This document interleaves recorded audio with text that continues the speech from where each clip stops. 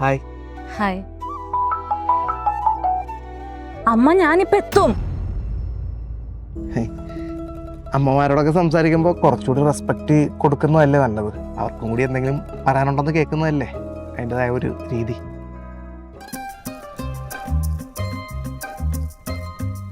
എന്തെങ്കിലും പറഞ്ഞിരുന്നോ?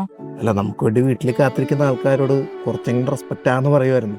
അമ്മേനോടൊക്കെ സംസാരിക്കുമ്പോഴേ അവർക്കും കൂടി എന്തെങ്കിലുമൊക്കെ പറയാനുണ്ടെന്ന് കേട്ടിട്ട് കട്ട് ചെയ്യുന്നതായിരിക്കില്ല നല്ലത്. അമ്മ അങ്ങനെ ആവശ്യമില്ലാതെ വിളിക്കാറൊന്നുമില്ല. വിളിക്കും, കാര്യം കേൾക്കും, കട്ട് ചെയ്യും.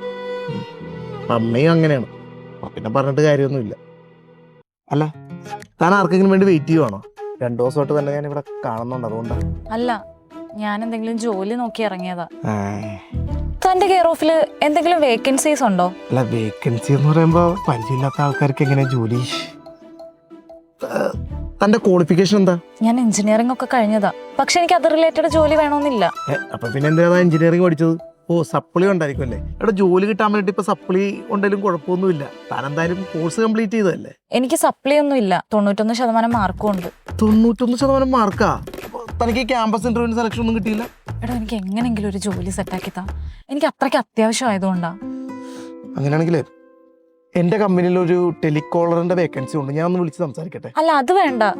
എനിക്ക് എന്തെങ്കിലും പെട്രോൾ പമ്പിലോ അങ്ങനെ എന്തെങ്കിലും ജോലി മതി. പെട്രോൾ പമ്പിലെ ജോലിയാ? ഇവിടെ താനൊന്നുമില്ലല്ലോ, എഞ്ചിനീയറിംഗ് കംപ്ലീറ്റ് ചെയ്തതല്ലേ? താൻ ഈ ലോണൊക്കെ എടുത്തിട്ടായിരിക്കില്ല ഇത് പഠിച്ചേക്കുന്നത്.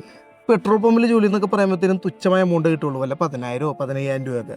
താനെടുത്ത് ഈ ലോണൊക്കെ തിരിച്ചടക്കേണ്ടത് എനിക്ക് താൻ ജോലി ശരിയാക്കി തരുവാണെങ്കിൽ ആദ്യം കിട്ടുന്ന സാലറിയുടെ പകുതി എമൗണ്ട് ഞാൻ തനിക്ക് തരാം. എടോ, പൈസക്ക് വേണ്ടിയിട്ടല്ല, ഞാൻ തൻ്റെ നല്ലതിന് വേണ്ടി പറഞ്ഞ.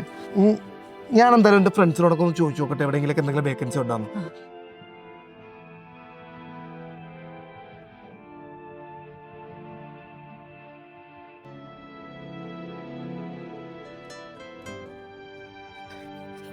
എന്തായി, ജോലി കിട്ടുമോ? എടോ, ഇവിടെ ഒരു പമ്പ് പുതിയതായിട്ട് സ്റ്റാർട്ട് ചെയ്തിട്ടുണ്ട്. അവിടെ ആളുകൾ എടുക്കണമെന്നാണ് പറഞ്ഞത്. ഇല്ല എന്നൊന്നും എനിക്കറിയില്ല. എന്തായാലും നമുക്കൊന്ന് പോയി നോക്കാം. വാ.